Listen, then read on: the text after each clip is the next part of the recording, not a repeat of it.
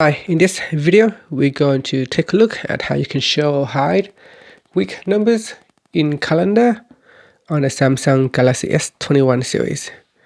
Now first tap on the home key to go back to your home screen. And on the home screen, swipe up to go into the app screen. And in here, tap on calendar. Next, tap on the menu key at the top. From the pop-out menu, choose setting. On the calendar settings, you want to go down and tap on show week numbers.